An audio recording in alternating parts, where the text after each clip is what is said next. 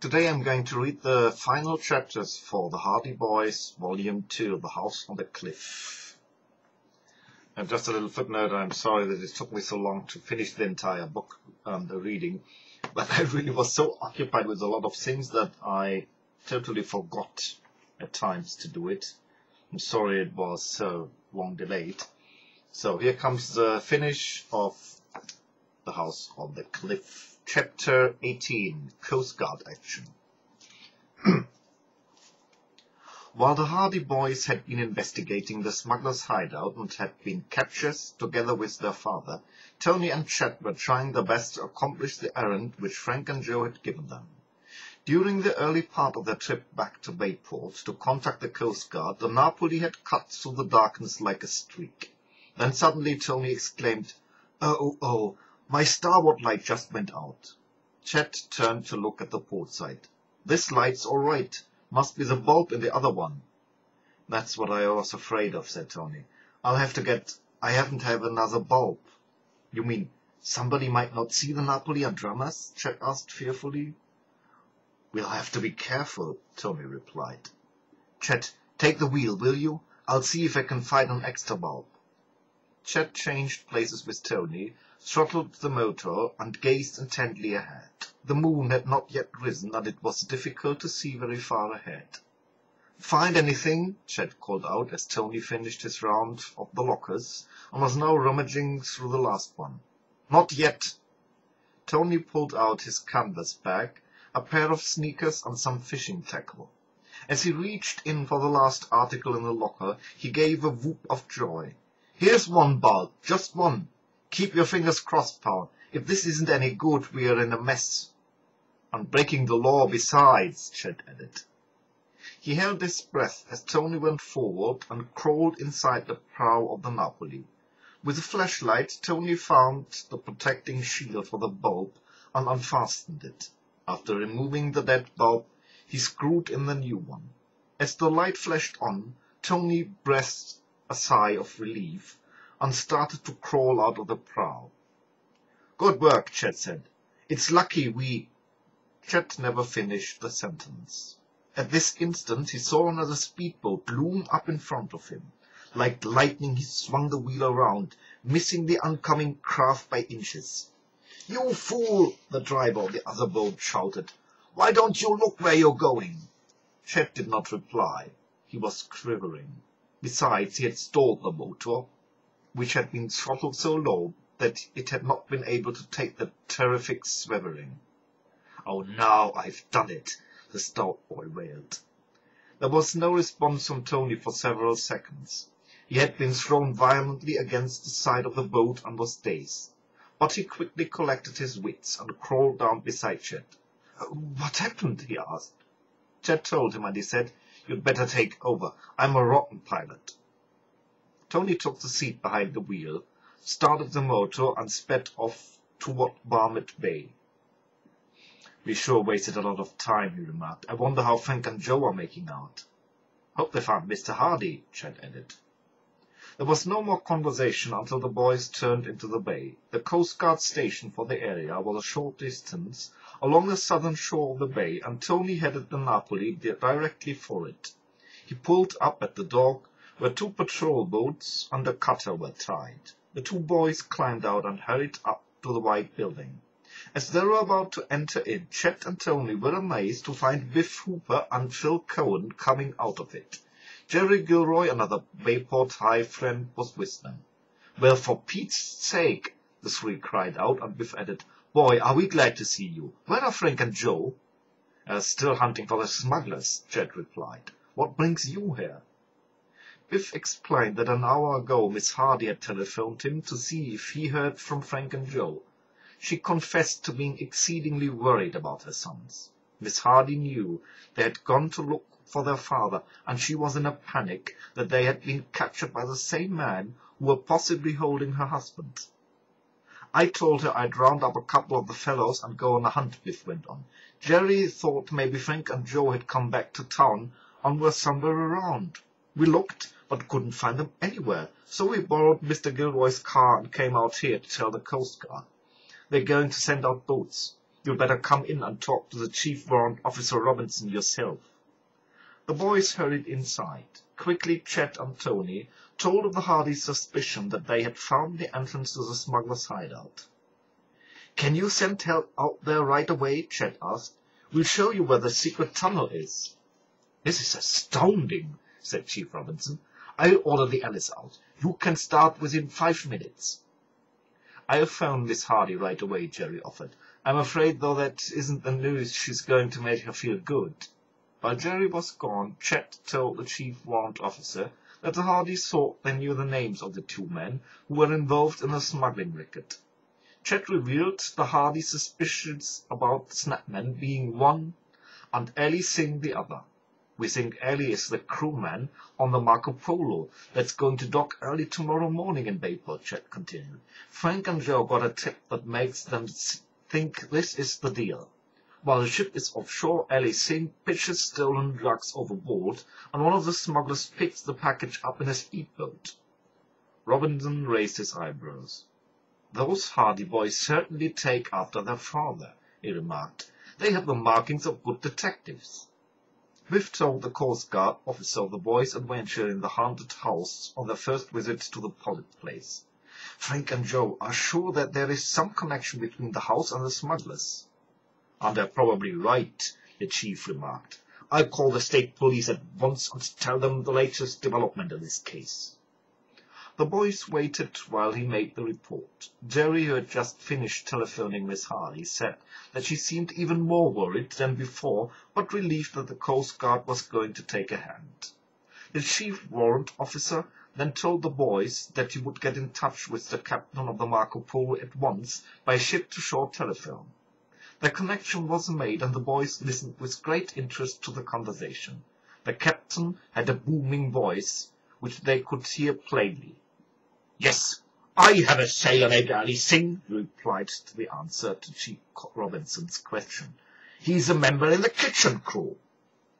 After he had been told that Ali Singh was a suspect of stealing drug shipments and dropping them overboard to a Confederate, he said, "That would be pretty easy for him to do. Singh probably throws them out when he dumps garbage into the water, even though he's not supposed to do it. The drugs could be in an inflated waterproof bag." "Captain, you will have to keep an eye on this Ali Singh without his knowing he's being watched," Chief Robinson requested. "I'll send a patrol boat out from here to watch for any of his gang, maybe in a small boat waiting to pick up something he dumps overboard. How far offshore are you?" "About 16 miles from your headquarters," was the answer. "Will you keep in touch with the patrol boat?" Robinson requested. "It's the Henley, in charge of Chief Petty Officer Brown." "I will do that." "Ali Singh can be arrested when your ship docks." As the conversation was concluded, a uniformed Coast Guard man came in. He was introduced as Petty Officer Bertram, in charge of the Alice, which would follow Tony and Chet to the smuggler's hideout. "I'm ready, sir," he told his chief after a short briefing. He turned to the boys. "All set?" Chet and Tony nodded. As they turned to follow Bertram, Biff, Phil, and Jerry looked glum. Noting the expressions on the 3 boys, Chief Robinson leaned across his desk and said, "I guess you fellas were hoping to be in this too. How would you like to go on to the Henley with Chief Petty Officer Brown and watch the fun?" The eyes of the 3 boys lighted up, and Phil said, "Do you mean it?" "Do you want a formal invitation?"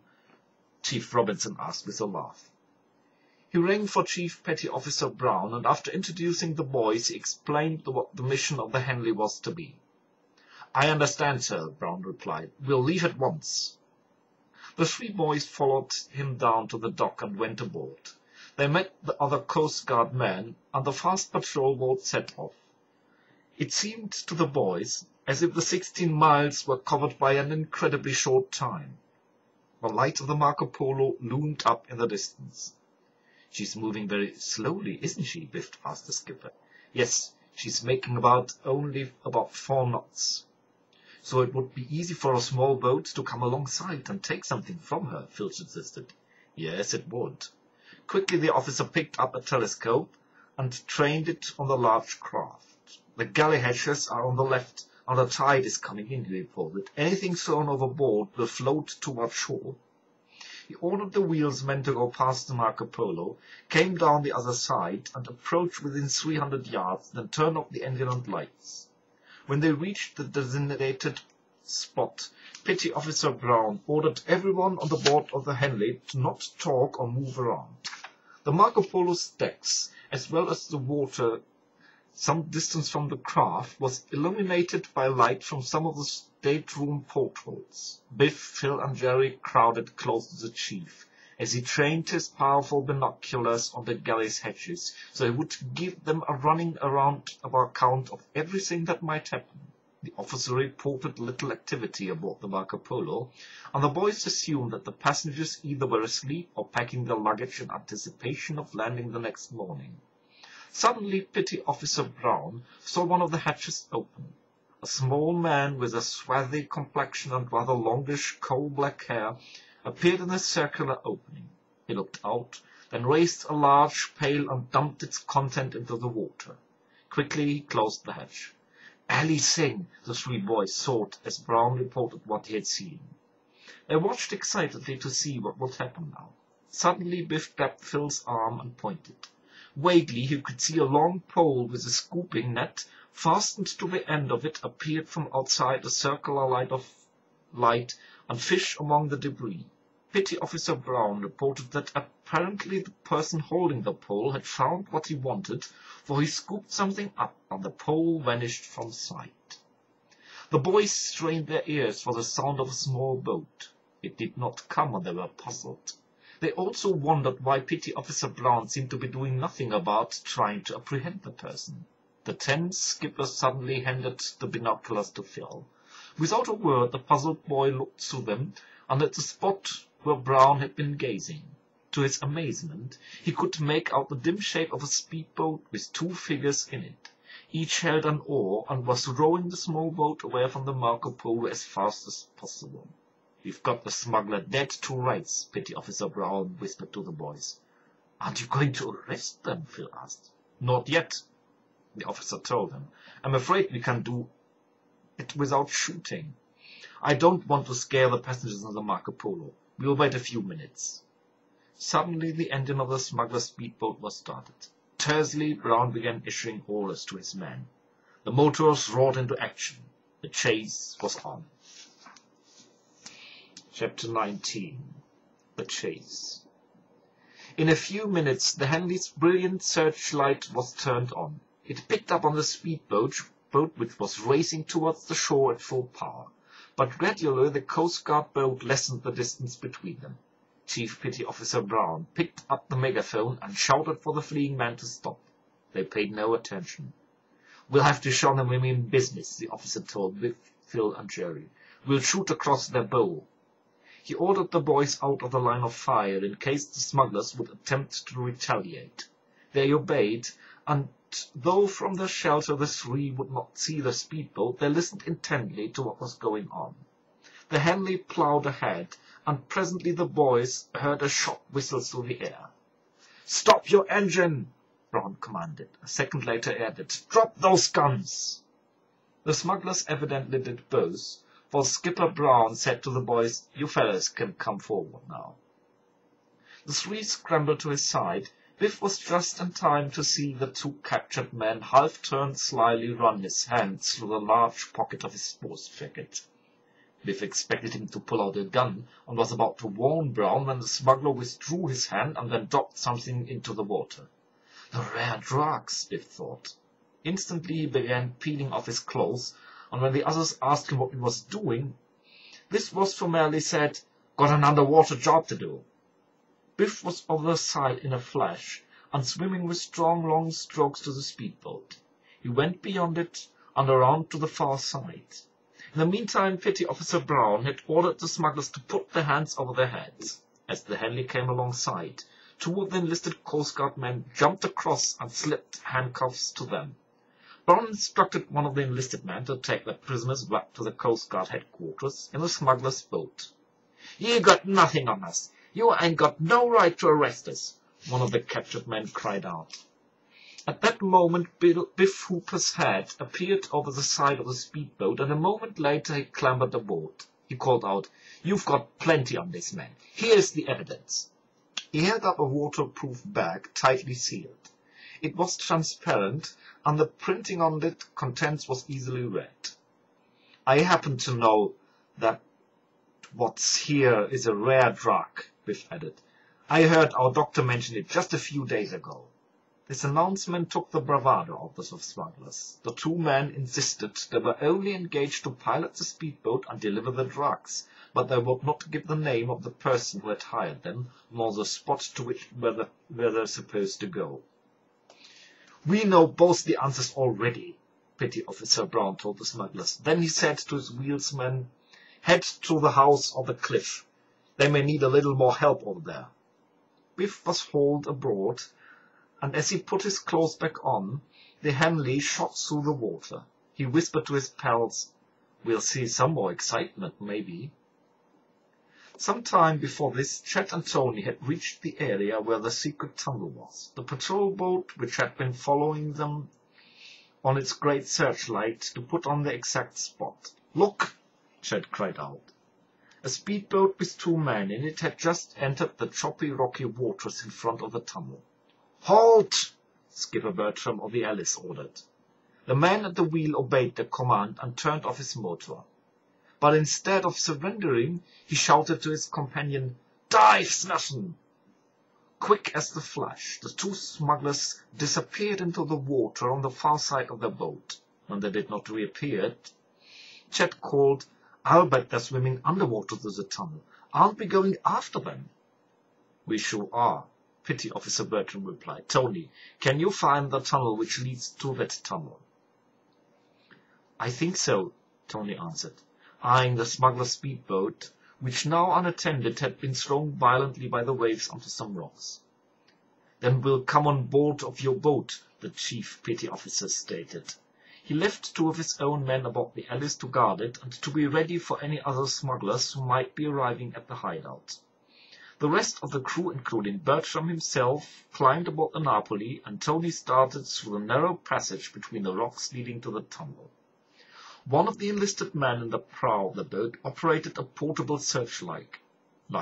Everyone kept looking for the swimmers as they went through the tunnel, but did not see them. When the Napoli reached the pond, the man swung his light around in a circular shoreline. "There they are!" Chet cried out. The two smugglers, dripping wet, had just opened the secret door into the cliff. They darted through, and the door closed behind them. Tony pulled his boat to the ledge in front of the door, turned off the engine, and jumped ashore with the others. To their surprise, the door was not locked. "I'll go first," Bertram announced. "But be careful," Chet begged. "There may be a man with a gun on the other side." The officer ordered everyone to stand back as he pulled the door open. He beamed the searching light inside. No one was in sight. "Come on, men," the skipper said excitedly. The group quickly went along the route the Hardys had discovered earlier. When they reached the corridor and saw the three doors, Tony suggested that they look inside to see if the Hardys were prisoners. One by one each room was examined, but they found to be empty. The searchers hurried down the corridor and up the stairway which led to the woodshed of the Pollitt place. They pushed the trapdoor, but it did not open. The light revealed no hidden springs or catches. "The two smugglers that got away from us may have sounded an alarm," Bertram said. "They probably set something heavy on top of this trapdoor to delay us." "Then we must heave it off," Chet declared. He and Tony, with two of the enlisted men, put their shoulders to the trapdoor and heaved with all their might. At least it raised a little, then fell back into place. "It isn't nailed shut from the other side at any rate," Bertram said. "Give it another shove."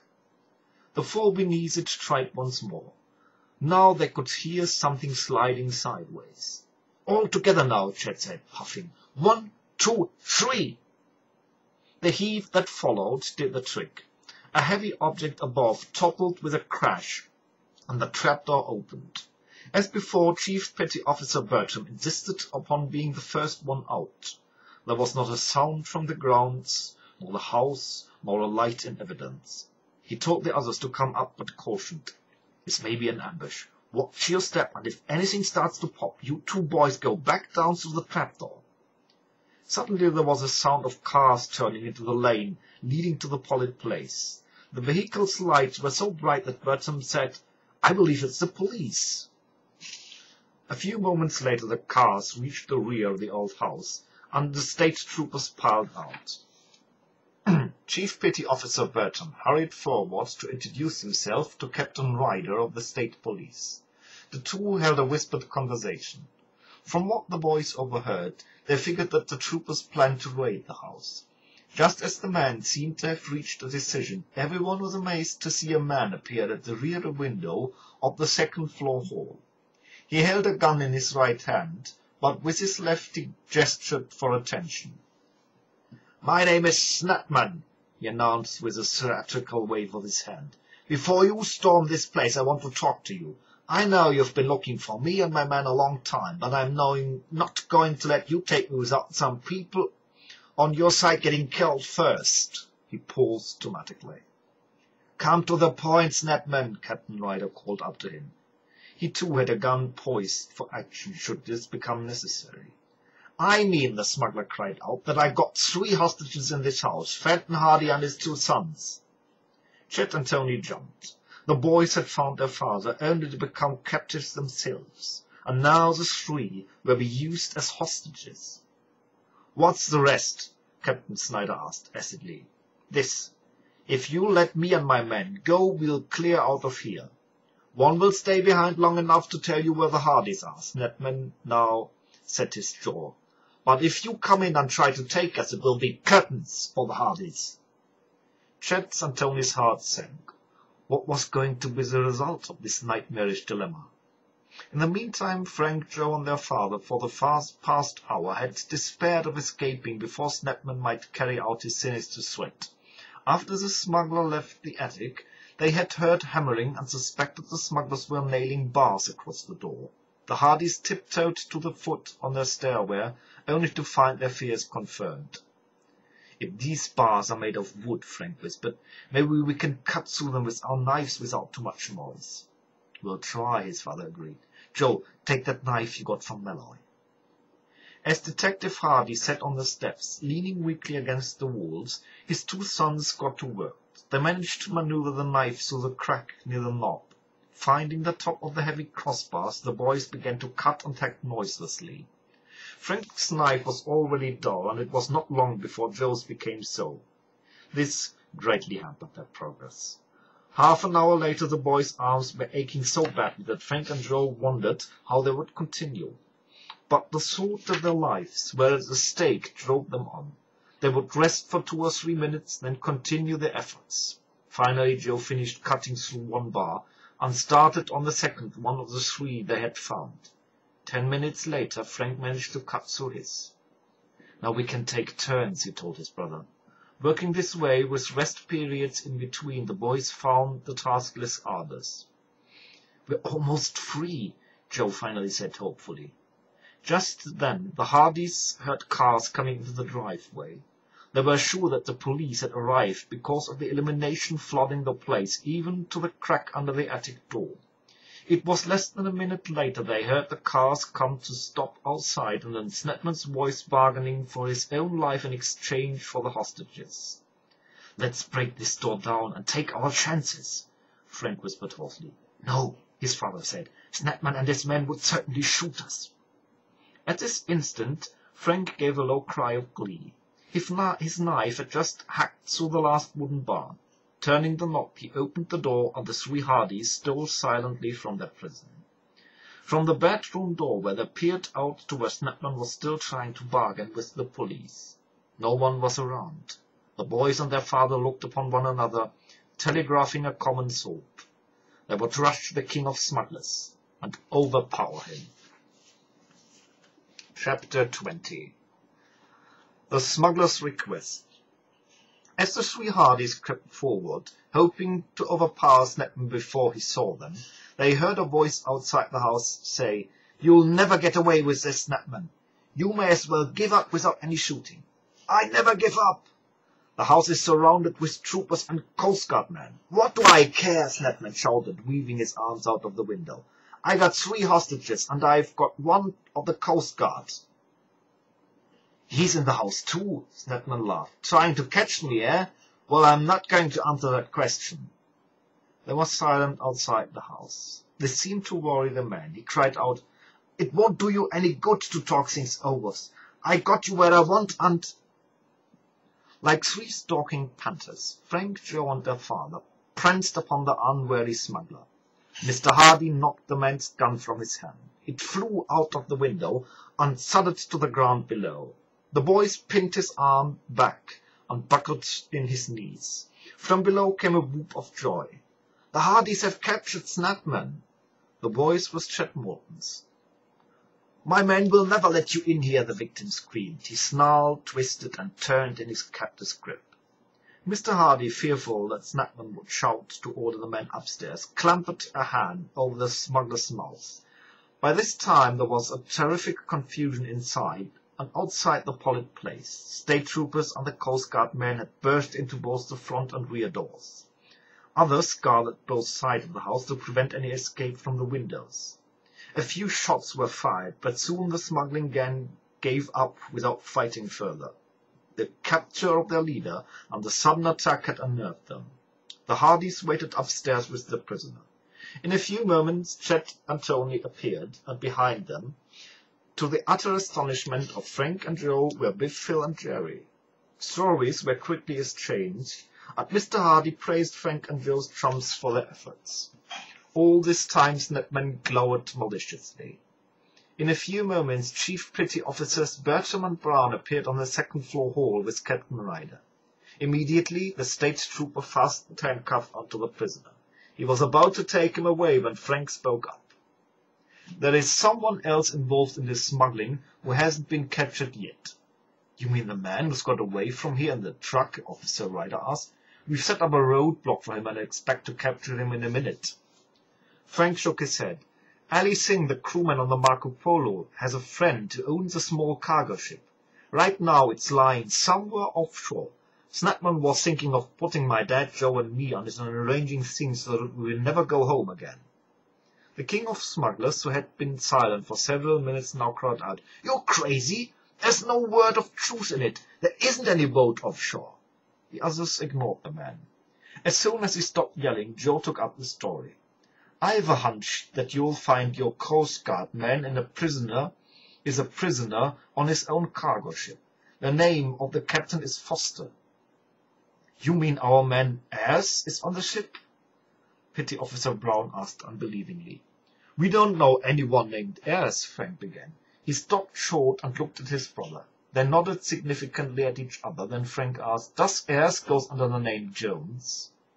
"He might, if he were cornered. You see, he's a sort of counter-spy for the Coast Guard. He's pretending to join the smugglers, and we haven't heard from him since Saturday." "I found out about him," Snapman bragged. "That name Jones didn't fool us. I saw him make a sneak trip to your patrol boat."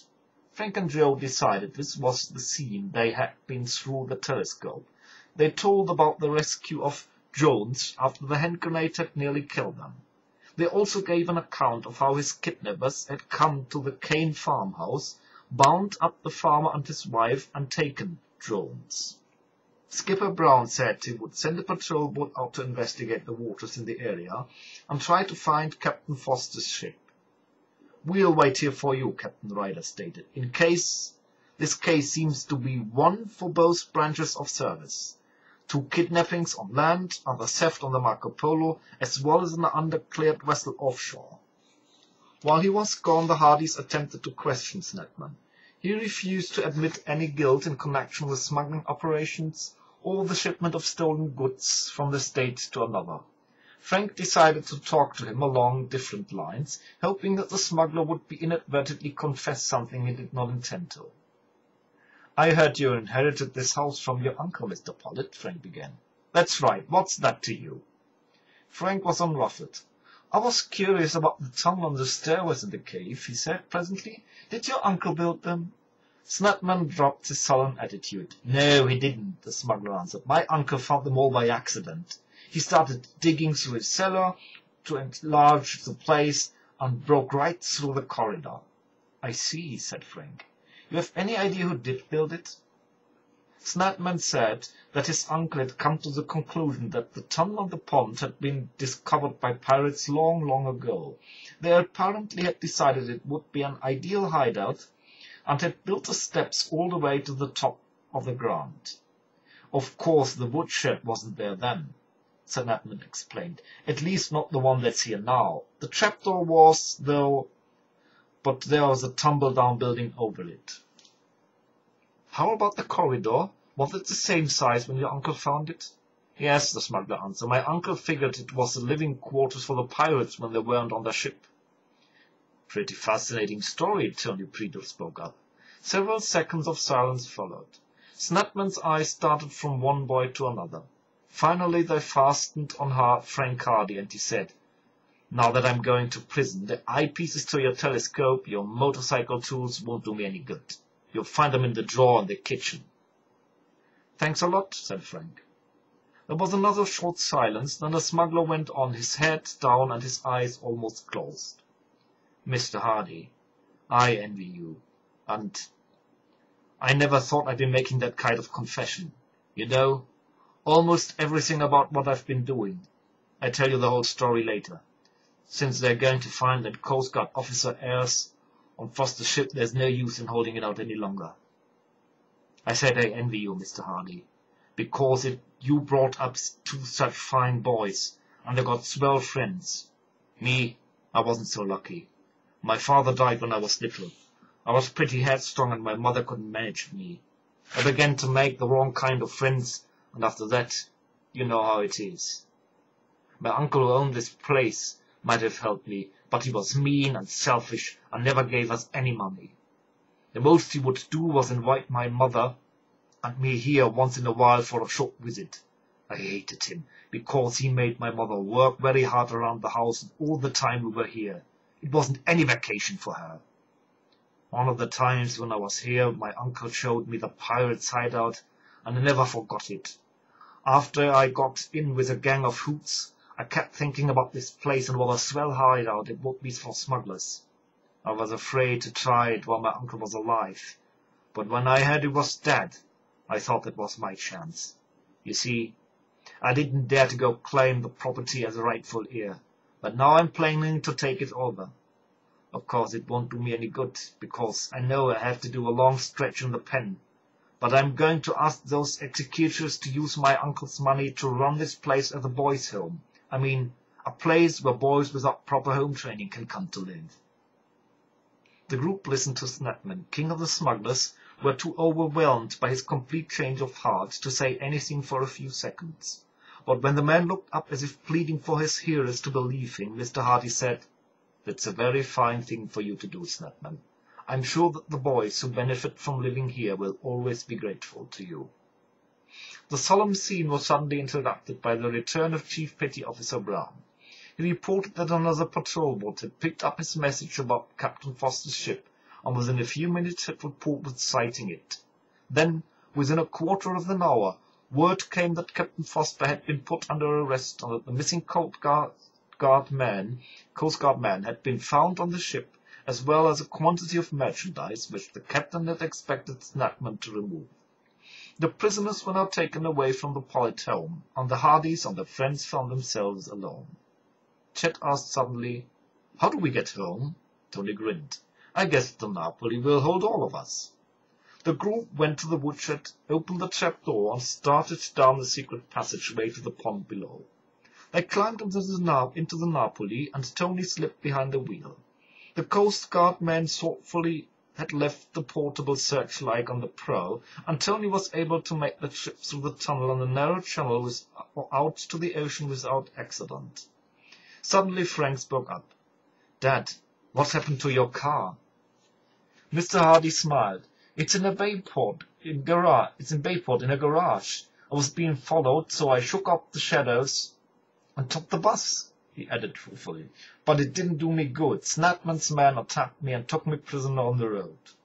The famous detective now said, While I had the chance, I want to thank each of you boys individually for what you did. Without the 7 of you, this case might never have been solved, and I may not have been found alive. Modestly, Frank and Joe and their friends acknowledged the praise, secretly hoping another mystery would come up their way soon. One did, and by learning the secret of the old mill, the Hardy Boys encountered a cunning gang of counterfeits. Suddenly Joe remarked, "Compliments are flying around here pretty thick, but there's one person we forgot to mention. Without him, Frank and I might never have found that." "And who is that?" Biff asked. "Well, Pretzel Pete," Joe replied. "That's right," said Frank. "All together, fellows, a rousing cheer for Pretzel Pete." That was Volume 2 of the Hardy Boys, The House on the Cliff. Thanks for the long attention and the patience, and I hope you had as much pleasure hearing it as I had reading this. Bye-bye.